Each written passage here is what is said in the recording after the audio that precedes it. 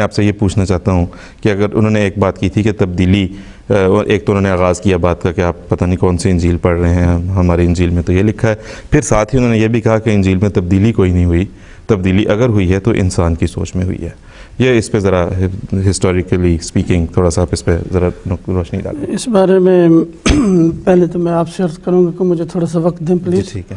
اور دوسری بات یہ ہے کہ پہلے سمجھنا چاہیے کہ بائبل، عام سامعین کے لیے میں عرض کر رہا ہوں کہ بائبل کیا ہے۔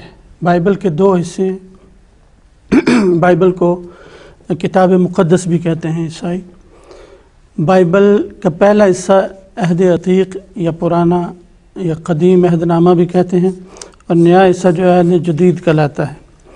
عہد قدیم میں حضرت موسیٰ علیہ السلام سے لے کر حضرت عیسیٰ علیہ السلام سے پہلے تک کے انبیاء کے کتب اور ارشادات مندرج ہیں، اور عہد جدید میں حضرت عیسیٰ علیہ السلام سے لے کر ان کے بعد جو ان کے مختلف حواری اور بزرگ آئے ہیں اس امت عیسائی لوگوں میں، ان کے اقوال ہیں۔ پہلی بات تو یہ۔ دوسری بات یہ یاد رکھنی چاہیے کہ جہاں تک ان انبیاء پہ اللہ تعالیٰ کا کلام نازل ہونے کا تعلق ہے، اس میں ہم ان کے ساتھ بالکل متفق ہیں۔ نبی آتے اس لیے کہ اس کے ساتھ اللہ کلام کرے اور وہ آگے بیان کرے لوگوں کو اللہ تعالیٰ کا پیغام، اس میں ہم بالکل متفق ہیں۔ لیکن اتفاق اس بات پہ نہیں ہے کہ کلام نازل ہونا اور کلام محفوظ ہونا یہ دو بڑی مختلف باتیں ہیں، اور ہم یہ کہتے ہیں کہ جیسے خدا کا کلام نازل ہوا تھا ویسے ان کتابوں میں محفوظ نہیں ہے، بلکہ ان میں رطب بھی ہے، یابس بھی ہے، خشک بھی ہے، تر بھی ہے، اللہ تعالیٰ کا کلام بھی ہے، اور ان لوگوں نے جو اپنی طرف سے بعض افسانے گھڑ دیے وہ بھی اس میں ہے۔ اور قرآن شریف آیا ہے مصدق کے طور پہ بھی اور مہیمن کے طور پہ بھی۔ جو ٹھیک ہے اس کے بارے میں قرآن شریف تصدیق کرتا ہے، اور جو غلط ہے اس کے بارے میں مہیمن بن کے حکم کرتا ہے کہ یہ بات غلط ہے، یہ ٹھیک نہیں۔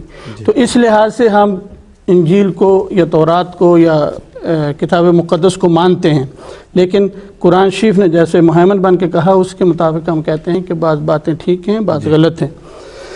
اور آگے ایک اور بات یہ ہے کہ یہ ایک بہت بڑی تاریخی حقیقت ہے جو عام طور کے لوگوں کو پتہ نہیں، عیسائیوں کو بھی نہیں پتہ۔ وہ یاد رکھنی چاہیے کہ جو عہد عتیق ہے، پرانا عہد نامہ، یہ بھی ختم ہو گیا تھا۔ نبوکدنضر بابل کا جو بادشاہ تھا، اس نے جب فلسطین پہ ان کے اوپر ریڈ کیا ہے تو ان کا ساری کتابیں جلا دی ہیں۔ یہ ان کے اپنے علماء یہ مانتے ہیں۔ یہ حضرت مسیح سے قریباً 400 سال پہلے کی بات ہے۔ تو پرانا عہد نامہ تھا وہ ختم ہو گیا تھا۔ ایک عزرا نبی آئے ہیں، ان میں انہوں نے وہ عہد نامہ دوبارہ اللہ تعالیٰ کی تائید سے لکھا ہے، انہوں نے جیسے لکھا ہے، لیکن تائید سے مراد صرف تائید اور توفیق ہے، نہ کہ الہاماً ایک ایک لفظ اس عہد نامے میں اللہ تعالیٰ کے کلام ہے۔ یہ ایک بات۔ اور دوسری بات یہ اس پہ دلیل یہ ہے کہ حضرت عزرا خود اس میں لکھتے ہیں کہ اس میں بعض باتوں کے اوپر میں نے نشان کر دیا ہے، الہیہ جب آسمان سے آئے گا تو وہ ان کے بارے میں فیصلہ کرے گا۔ اگر تو وہ کہے یہ باتیں ٹھیک ہیں تو ان کو رکھ لو، اگر ڈاؤٹ فل سمجھے تو ان کو کاٹ دینا ہے۔ تو خود عزرا نے بتا دیا کہ الہام سے کیا مراد ہے، جو انہوں نے اللہ تعالیٰ کے الہام سے کتابیں لکھی۔ انہوں نے بھی سن کے روایات یا جتنا ان کو پتہ تھا وہ بتایا، اور اس میں بھی بہت سے ڈاؤٹ سے جیسے انہوں نے خود کہا۔ اس بارے میں میں لفظ انگریزی کے پڑھ دیتا ہوں جو جوئش انسائکلوپیڈیا میں ہیں۔ حضرت عزرا کہتے ہیں He showed his doubts concerning the correctness of some words of the text by placing points over them. Should Elijah, said he, یعنی عزرا کہتے ہیں, should Elijah, said he, approve the text, the points will be disregarded. Should he disapprove, the doubtful words will be removed from the text. بڑا clear ہے، ترجمہ کرنے کی ضرورت نہیں۔ اور دوسری بات یہ کہ ایک عیسائی مفسر ہیں بائبل کے بہت بڑے، آدم کلارک، وہ عزرا کے حافظے کے بارے میں کہتے ہیں کہ سلاطین باب 4 جملہ نمبر 7 کے نیچے وہ تفسیر میں لکھتے ہیں کہ اس جگہ عزرا نے بیٹے کو پوتا بنا دیا ہے، اور اس کے بارے میں کوئی تعویل کرنا، تطبیق کرنا لا حاصل ہے، کوئی فائدہ نہیں ہے، غلطی ہے۔ اور ان سے ہو گئی ہے۔ اور آگے بات یہ ہے کہ عزرا نے تو ان کا لٹریچر بتاتا ہے خود عیسائیوں کا کہ عزرا نے تو 204 کتابیں لکھی تھی، لیکن ان کی بائبل میں تو 204 کتابیں ہیں ہی نہیں۔ ٹھیک ہے۔ اور پھر یہ بات یہ کہ ان کے جو فرقے ہیں بڑے بڑے مختلف، کیتھولک، پروٹسٹنٹ اور جو دوسرے ہیں، ان میں اختلاف ہے۔ مثلا کیتھولک کی کتابوں میں تقریباً 73 کے قریب کتابیں ہیں ان کی بائبل میں، جبکہ پروٹسٹنٹ کے قریب 66 ہیں۔ تو اس سے پتہ لگ جاتا ہے کہ یہ کتنا مقدس کلام ہے۔ انہوں نے اگر یہ سارا اللہ تعالیٰ کی طرف سے لکھا گیا تھا اور اللہ تعالیٰ کا کلام ہے، تو پھر ایک فرقے کے پاس اتنی کیوں اور دوسرے کے پاس اتنی کیوں؟ ساری رکھنی چاہیے۔ اور پھر اندرونی شہادتیں بھی ہیں تورات کے اندر، بائبل کے اندر، جن سے پتہ لگتا ہے کہ اس میں کلام انسان شامل ہو گیا ہے۔ مثلا تثنیہ میں استثناء جس کو کہتے ہیں، تثنیہ عربی میں کہتے ہیں، 34 میں ہے کہ موسیٰ موآب کی زمین میں فوت ہو گیا۔ حالانکہ وہ کلام موسیٰ علیہ السلام کی طرف منسوب کیا جا رہا ہے کہ ان کے اوپر یہ نازل ہوا ہے، یعنی گویا اللہ تعالیٰ موسیٰ علیہ السلام کو کہہ رہا ہے کہ موسیٰ موآب میں فوت ہو گیا۔ تو اس سے پتہ لگا کہ اس نے بعد میں یہ اضافہ کیا ہے۔ یہ تو تھا اہل عہد قدیم کا ذکر۔ اب انجیل کا ذکر کرتے ہیں۔ انجیل کے بارے میں بھی یاد رکھنا چاہیے کہ جیسے نبی کریم صلی اللہ علیہ وسلم نے ہمیں قرآن شریف دیا ہے، قرآن شریف لکھوایا، خود یاد کروایا اپنے صحابہ کو، ایسے حضرت عیسیٰ علیہ السلام نے کسی کو انجیل نہیں دی، یہ یاد رکھنا چاہیے۔ لیکن عیسائی جو ہیں وہ یہ بات چھپا دیتے ہیں ہم سے، بلکہ یہ جو انجیلیں پائی جاتی ہیں یہ حضرت عیسیٰ علیہ السلام کے بعد قریباً نصف صدی بعد لکھی گئی، نصف صدی سے 1.5 صدی تک کہتے ہیں ان کے اپنے مفسر اور ان کے اپنے علماء۔ اور جو جن کے نام پہ یہ لکھی گئی ہیں وہ لوگ حضرت عیسیٰ علیہ السلام سے ملے نہیں۔ لوکا خود کہتا ہے اپنی کتاب میں کہ میں حضرت مسیح سے تو نہیں ملا، لیکن میں نے بہت سے لوگوں کو دیکھا کہ وہ انجیلیں لکھ رہے ہیں، تو میں بھی لکھ رہا ہوں جو میں نے لوگوں سے سنا۔ تو ان انجیلوں کی حیثیت روایات کی ہے، سیرت کی ہے، تاریخ کی ہے، جو لوگ انہوں نے اپنے حافظے میں ان کے پاس محفوظ تھیں یا لوگوں نے جو ان کو بتائیں اس کے مطابق انہوں نے لکھ لیا۔ پھر اگر یہ انجیلیں خدا کا الہام ہوتا تو اتنی انجیلیں تھیں، ان میں سے انہوں نے 4 کیوں صرف منتخب کی؟ اور اگر 4 منتخب کی تو یہ 4 آپس میں اختلاف کیوں رکھتی ہیں ایک سٹوری بیان کرتے ہوئے؟ اس سے پتہ لگے کہ انسانوں نے لکھی ہیں۔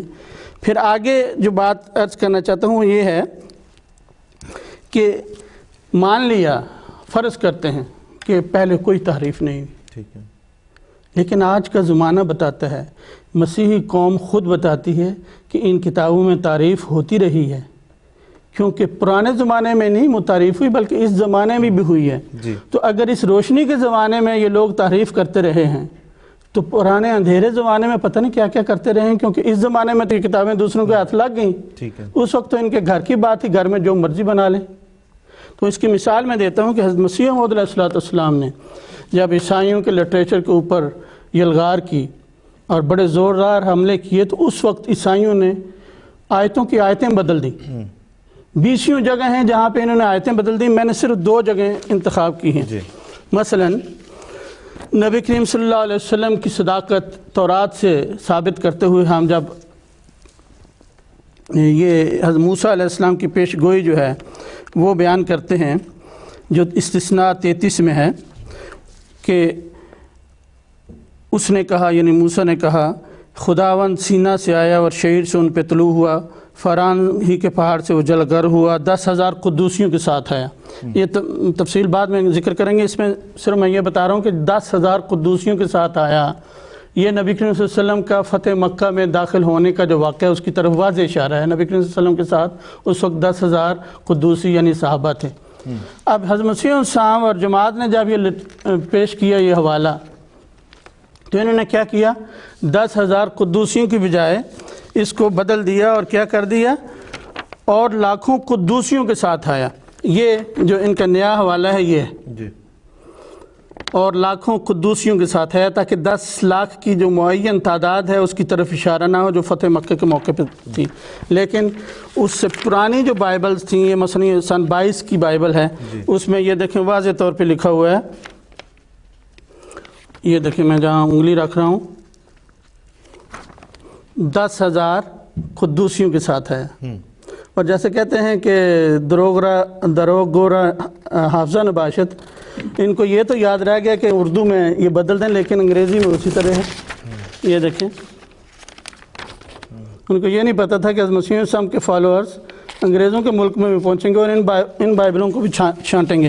پھر یہ حضرت مسیح علیہ السلام نے جب ان عیسائیوں نے نبی کریم صلی اللہ علیہ وسلم پہ اعتراض کیا کہ آپ کو تو استغفار کا حکم تھا، اس کا مطلب تھا آپ نیک نہیں تھے، آپ گناہ کرتے تھے، اس کے جواب میں حضرت مسیح علیہ السلام نے فرمایا کہ یہ بات نہیں ہے، نبیوں کا استغفار اور مطلب رکھتا ہے، وہ اللہ تعالیٰ سے ویسے ڈرتے ہیں اور سمجھتے ہیں ہم اپنی ذمہ داری پوری طرح ادا نہیں کر رہے، تو اس لیے وہ اللہ تعالیٰ کی خشیت اور عظمت کو دیکھ کے استغفار کرتے ہیں، نہ کہ وہ گناہ کرتے ہیں۔ اور یہ ایک جواب تو حضرت مسیح علیہ السلام نے یہ دیا۔ دوسرا جواب حضرت مسیح علیہ السلام نے یہ دیا کہ اگر یہی بات ہے تو تمہاری انجیل کے مطابق تمہارے عیسیٰ علیہ السلام بھی نیک نہیں تھے۔ یسوع کا حضرت مسیح علیہ السلام لفظ استعمال کرتے ہیں جو انجیل استعمال کرتی ہے، کیونکہ انجیل میں ہے کہ ایک شخص آیا اور اس نے کہا جی مومن صاحب اے نیک استاد، میں بس آپ کی اجازت سے آگے چلوں گا، میں صرف یہ بتانا تھا، میں یہ ختم کرنے لگوں، اینڈ پہ پہنچ گیا ہوں۔ ایک شخص آیا اور اس نے کہا اے نیک استاد، میں کون سا نیک کام کروں کہ ہمیشہ کی زندگی پاؤں؟ یہاں حضرت عیسیٰ علیہ السلام اس کو جواب میں کہتے ہیں، اس نے اس سے کہا تو مجھے نیک کیوں کہتا ہے؟ نیک تو کوئی نہیں مگر ایک، یعنی خدا۔ یہ لفظ ہیں، یہ مرزا پور کی 1870 کی بائبل میں، یہ نیچے لفظ ہیں، اگر آپ اس کو دکھا سکیں تو اس کو مشکل ہوگا اتنا زوم ان کرنا، ٹھیک ہے۔ لیکن انہوں نے بعد کی بائبل میں کیا کیا، تو مجھے نیک کیوں کہتا ہے، اس کو بدل کے کہہ دیا کہ تو مجھ سے نیکی کی بابت کیوں پوچھتا ہے۔ یہ دیکھیں، تاکہ مسیح کا جو اقرار ہے کہ میں نیک نہیں ہوں اس کو چھپا سکیں۔ تو اگر اس زمانے میں اتنی تعریف ہوئی ہے تو پرانے زمانے میں آپ اندازہ کر سکتے ہیں کہ کتنی تعریف ہوئی ہوگی، ریکارڈ بھی نہیں ہے اور جس کا کوئی ریکارڈ بھی نہیں ہے۔ اور اس سے پتہ لگ جاتا ہے کہ قرآن شریف نے جو دعویٰ کیا کہ کتابیں محرف ہو گئی، ان میں خدا کا کلام بھی ہے اور بشر کا کلام بھی ہے، وہ بالکل صحیح ہے، اور یہی قرآن شریف کی تصدیق ہے، اور یہی ہم کہتے ہیں کہ کتاب مقدس کو مقدس اس حد تک ہی کہو جس حد تک وہ ہے، اس سے زیادہ نہ کہو، ورنہ ہم نے آپ کو دکھا دیا ہے کہ آپ کے گھر سے یہ شہادتیں ہیں۔ ٹھیک ہے، بہت بہت شکریہ مومن صاحب۔